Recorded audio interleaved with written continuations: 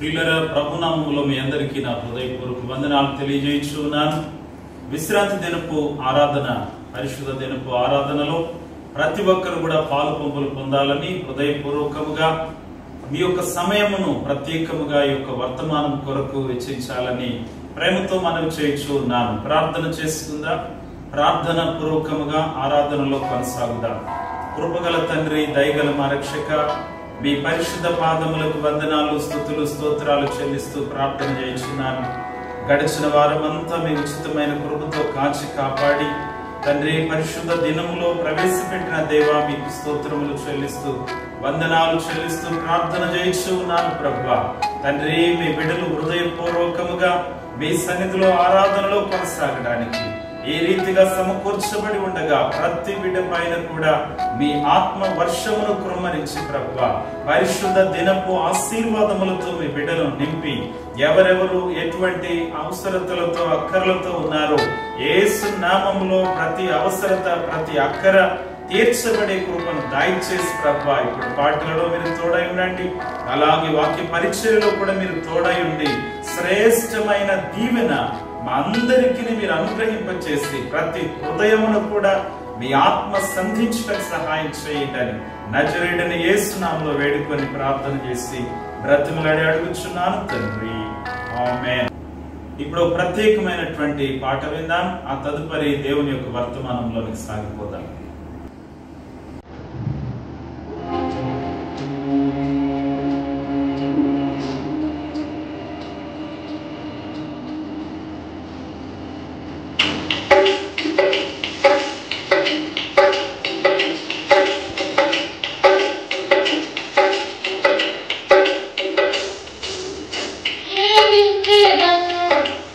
ఆదినముగా ఆరాధింతును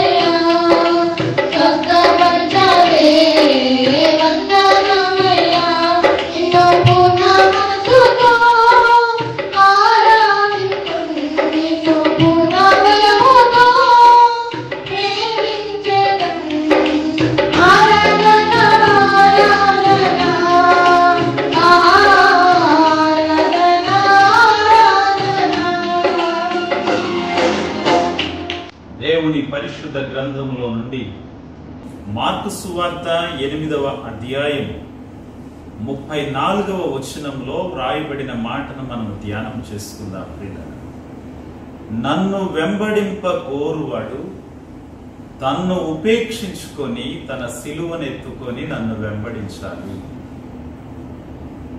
తనను ఉపేక్షించుకొని తన సిలువను ఎత్తుకొని నన్ను వెంబడించాలి. ఏమి ఉపేక్షించాలి? నా ప్రియ దేవుని బిడ్డలారా, ప్రాణము మన శరీరములో ఉన్నంతసేపే లోకములో మనము మన ఇష్టానుసారము సంచరించవచ్చే. ప్రాణము మన శరీరమును విడిచిన తరువాత మన పరిస్థితి ఏంటి? ఒక్క పర్యాయము ఆలోచన చేద్దాం. ఎందుకని ఆయన చెప్పినట్టుగా సిలువను ఎత్తుకొని ఆయనను వెంబడించే జీవితంలోనికి మనం రాలేకపోతున్నాం? క్రైస్తవ జీవితంలో క్రీస్తు ప్రభువు యొక్క మార్గములో శ్రమల మార్గము లేకుండా మనము నిత్య జీవమునకు వారసులం కాలేదు. అపోస్తులు ఆ మార్గములో నడిచారు. అపోస్తులు ఆ పునాది మీద కట్టబడ్డారు. మన జీవితాలు కూడా, మన బ్రతుకులు కూడా శ్రమలన్నిటినీ సహించి ఆయనతో కూడా రాజ్యం ఏలడానికి మనము సిద్ధపడాలి. దేవుని వాక్యములో మనము గమనం చేస్తే, ఈ లోకములో మీకు శ్రమ కలుగును, అయినను ధైర్యము తెచ్చుకొనుడి, నేను లోకమును జయించి ఉన్నాను అని వాక్యం సెలవిస్తా ఉన్నది.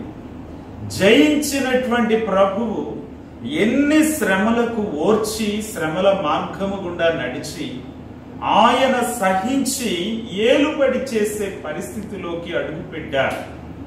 కాబట్టి మొట్టమొదట ఇరుకు మార్గము సంకుచితమైనదిగా, అది ఇరుకుగా ఇబ్బందికరముగానే అనిపించవచ్చేమో, కానీ దాని ద్వారా మనము నడిచినప్పుడు నిత్య జీవమునకు వారసత్వమును మనం పొందుకోగలం.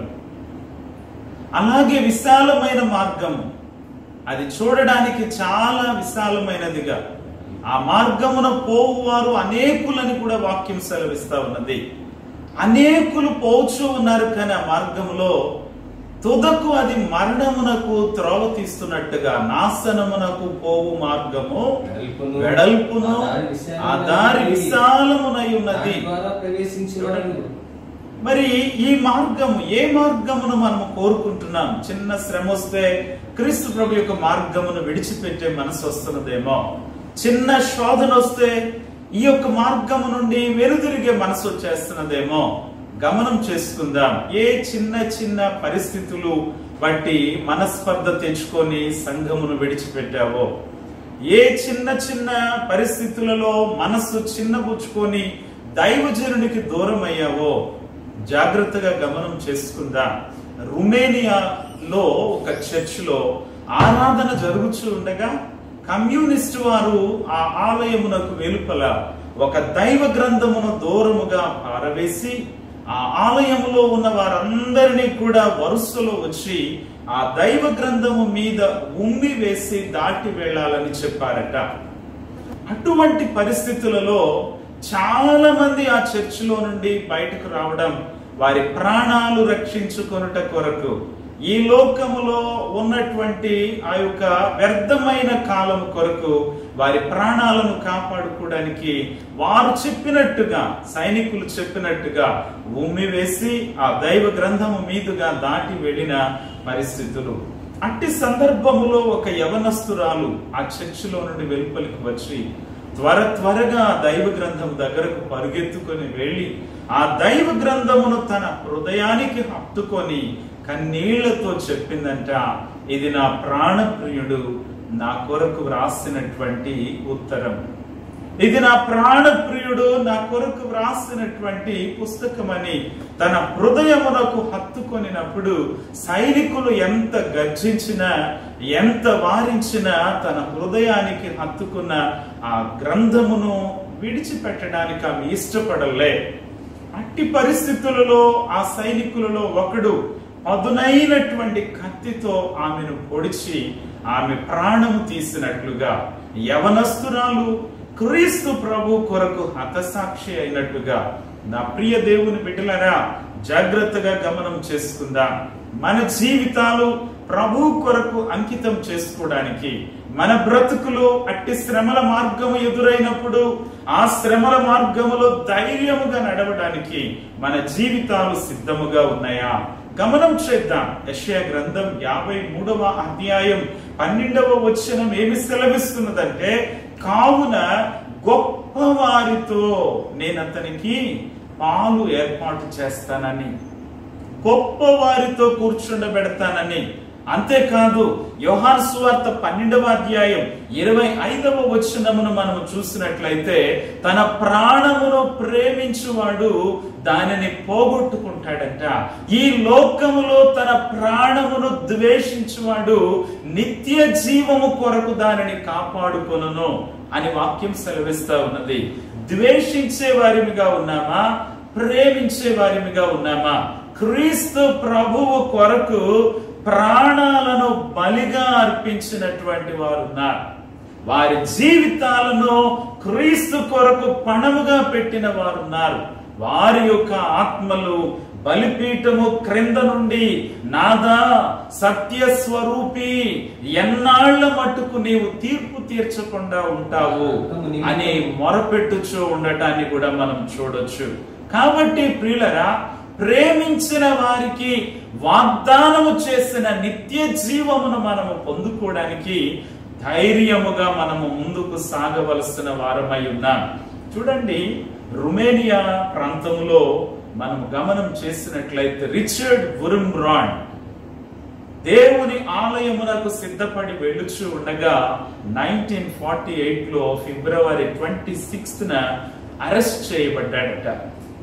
అరెస్ట్ చేయబడినప్పుడు తన భార్య అయిన సబీనా బ్రాండ్ ఏం చేసిందంటే, తన కొరకు ఎంతగానో ఎదురు చూస్తూ, తన కొరకు భర్త కొరకు వెతకనటువంటి స్థలం లేదట. చర్చికి వెళ్లి వెతికింది, హాస్పిటల్స్ అన్నిటికీ ఫోన్ కాల్స్ చేసి ఉండొచ్చు, అలాగే హోంశాఖ వారికి కూడా ఫోన్ కాల్ చేసినప్పుడు నీ భర్త ఇతర దేశమునకు వెళ్లిపోయాడు అని చెప్పారట. హృదయము బ్రద్దలైనటువంటి పరిస్థితి. కాలము జరుగుచూ ఉండగా ఆమెను కూడా ఇబ్బంది పరచాలని, ఆమెను కూడా క్రీస్తు మార్గములో నుండి తప్పించాలని ఆమెకున్న రేషన్ కార్డు కూడా లాగి వేసుకున్నారట. చిన్న బిడ్డను పెట్టుకొని ఆమె పడిన ప్రయాస అంతా ఇంత కాదు క్రీస్తు కొరకు. నా ప్రియ దేవుని బిడ్డలరా, ఒక జైలు వార్డెన్, త్రాగుబోతుగా ఉన్న జైలు వార్డెన్ ఒక రోజు ఆమె యొద్దకు వచ్చి ఆమె ఆశతో ఎదురు చూచుచూ ఉండగా, ఇదిగో నీవు ఇంత ద్రవ్యం ఇస్తే నీ యజమాని యొక్క జాడ తెలియజేస్తాను నేను అన్నాడట. అట్టి పరిస్థితులలో కష్టపడి కొంత ద్రవ్యమును సిద్ధపరిచి ఆ వ్యక్తికి ఇచ్చినప్పుడు ఆ వ్యక్తి ఒక స్లిప్ తీసుకొని వచ్చి ఇచ్చాడట. ఆ స్లిప్ లో రాయబడినటువంటి అంశం ఏంటంటే, చూడండి, అందులో నా ప్రియమైన సతీమణికి నీ ప్రేమకు నేను కృతజ్ఞుడను అని రాస్తున్నదంట. నీ ప్రేమకు కృతజ్ఞుడను. చెమ్మగిలిన కళ్ళతో ఆ స్లిప్ చూస్తూ కన్నీళ్ల పర్యంతమైపోయి ఓదార్పు పొందింది. నా భర్త సజీవుడుగా ఉన్నాడని. ప్రతిరోజు ఇంటి పని పూర్తి చేసుకునేదంట. తన చిన్న బిడ్డను తీసుకొని ఆ యొక్క వెలుపలికి, అనగా మార్గము వైపు చూస్తా ఉండేదట. ఏ రోజైనా తన యజమాని తిరిగి వస్తాడేమోనని, ఏ రోజైనా తన యజమాని విడుదలవుతాడేమోనని అలా ఎదురు చూచుచూ ఉండగా ఒకానొక పర్యాయం ఒక పెద్ద వ్యాన్ వచ్చి ఆగిందంట ఆ యొక్క రోడ్ లో. ఆ వ్యాన్ లో నుండి దిగుచూ ఉన్నారు చాలా మంది. వారందరూ కూడా ప్రతి ఒక్కరూ స్కెలిటన్ లాగా మారిపోయి ఉన్నారంట.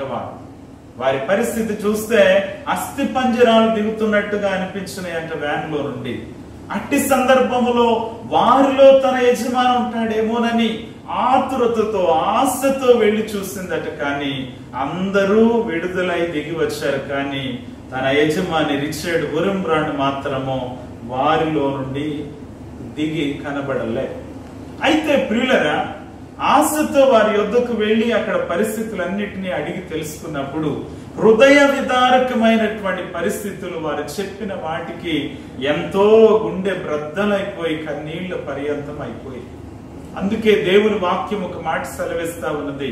రోమీలకు రాసిన పత్రిక 8వ అధ్యాయము 35వ వచనము నుండి 39వ వచనం వరకు గనక మనం గమనం చేస్తే, శ్రమ అయినా సరే, బాధ అయినా సరే, హింస అయినా సరే, కరువైన, వస్త్రహీనతైన, ఉపద్రవమైన, ఖడ్గమైన, మరణమైన, జీవమైన, అలాగే దేవదూతలైన, ప్రధానులైన, ఉన్నవి అయినను, రాబోనవైనను, అధికారులైనను, ఎత్తైనను, లోతైనను, సృష్టింపబడిన మరి ఏదైనా సరే క్రీస్తు ప్రేమ నుండి, చూడండి, మన ప్రభువైన క్రీస్తు యేసును బట్టి దేవుని ప్రేమ నుండి మనలను ఎడబాప నేరవని నేను రూఢిగా నమ్ముచున్నానని సాక్ష్యం చెప్పాడు పౌలు. ఎన్ని విషయాలలో క్రీస్తు ప్రేమ నుండి తప్పిపోతున్నా, ఎన్ని విషయాలలో దేవుని ప్రేమకు దూరం అయిపోతున్నా, ఎన్ని పర్యాయములు దేవుని సన్నిధికి దూరం అయిపోతున్నా, జాగ్రత్తగా గమనం చేద్దాం. యజమాని చెప్పుండొచ్చు రిచర్డ్ బెరంబ్రాట్, పరలోకములో ఉన్నటువంటి 12 గుమ్మములలో ఒక గుమ్మము యొద్ద మనము కలుసుకుందాము అని చెప్పుండొచ్చు. ఎంత నిరీక్షణ, ఎంత నిరీక్షణ! భయంకరమైనటువంటి పరిస్థితులు ఎదుర్కొనిన, ఎంతో గొప్ప శబ్దం వచ్చేటువంటి ఆ హెడ్ ఫోన్స్ పెట్టి యేసు దేవుడు కాదు అన్న గొప్ప శబ్దము పదే పదే పదే పదే చెవులలో మారు మ్రోగేటువంటి పరిస్థితిగా కొన్ని గంటల సమయం అయినా సరే తమంతట తామే మతి చెల్లించిపోయి ఆ శబ్దానికి చాలా మంది ఆ హెడ్ ఫోన్స్ లో ఏమొచ్చింది అదే అనుకుంటా ఉండేవారు. కానీ రిచర్డ్ బెరంబ్రాట్ అలా అనలేదు. క్రీస్తు కొరకు సాక్షిగా నిలబడిపోయాడు. ఒక ఇరుకైనటువంటి గదిలో బంధించి ఎంతో ఆకలితో అలమటిస్తున్న ఎలుకలను తీసుకొని వచ్చి ఒక చూడండి ఆ పైప్ ద్వారా ఎలుకలను లోపలికి వదిలినప్పుడు రాత్రంతా కూడా చేతులు కట్టివేయబడి, కాళ్ళు కట్టివేయబడి, ఆకలితో ఉన్న ఎలుకలు తన శరీరమును చూడండి కొరుకుచూ ఉన్నా సరే క్రీస్తు దేవుడు కాదు అన్నటువంటి మాట తన నోట వెంట రాలేదు. సహించాడు, ఓర్చుకున్నాడు. 2వ తిమోతి పత్రిక 2వ అధ్యాయము 12వ వచనం ఏమని చెప్పి సెలవిస్తున్నదంటే, సహించిన వారమైతే ఆయనతో కూడా ఏలుదము. కూలి వారము వలె వచ్చామంటే ఈ లోకము వరకు. ఈ లోకం మనకు శాశ్వతం కాదు ప్రియులు. ఈ లోకమును విడిచి పరమందు ప్రభు మన కొరకు సిద్ధపరిచే శాశ్వతమైన స్థలములోనికి వెళ్లి యుగ యుగములు సదాకాలం ప్రభుతో కూడా ఉండవలసిన వారు మనం. ఈ లోకములో మహా బ్రతికితే 70 సంవత్సరాలు, అధిక బలం ఉంటే 80 సంవత్సరాలు. ఆ తరువాత పరిస్థితి ఏంటి? జాగ్రత్తగా గమనం చేద్దాం. యెషయా గ్రంథము 35వ అధ్యాయము 9వ వచనమును చదువుకుందాం. యెషయా గ్రంథం 35. అక్కడ సింహం ఉండదు, క్రూర జంతువులు దానిని ఎక్కవు, అవి అక్కడ కనబడవు, విమోచింపబడిన వారే అక్కడ నడుచుదురు. విమోచింపబడిన వారే నడుస్తారు అక్కడ.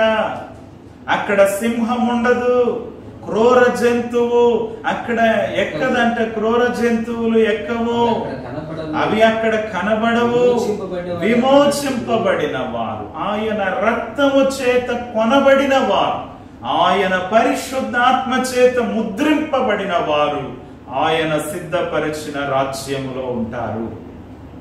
సహించుకోగలుగుచున్నామా? సహనము చూపగలుగుచున్నామా? ఓర్పు వహించగలుగుచున్నామా? దేవుని కొరకు సాక్షులముగా నిలబడగలుగుచూ ఉన్నామా? ఏ పరిస్థితులలో ఉన్నది మన జీవితం? ఏ పరిస్థితులలో ఉన్నది? క్రీస్తు యేసునకు కలిగిన ఈ మనస్సు మీరును కలిగి ఉండండి. ఆయనకు కలిగిన సంపూర్ణమైన సారూప్యతలోనికి మీరు కూడా రావాలి. సంపూర్ణులు అవ్వాలంటే ఆయన సంపూర్ణమైన సారూప్యతలోనికి రావాలి.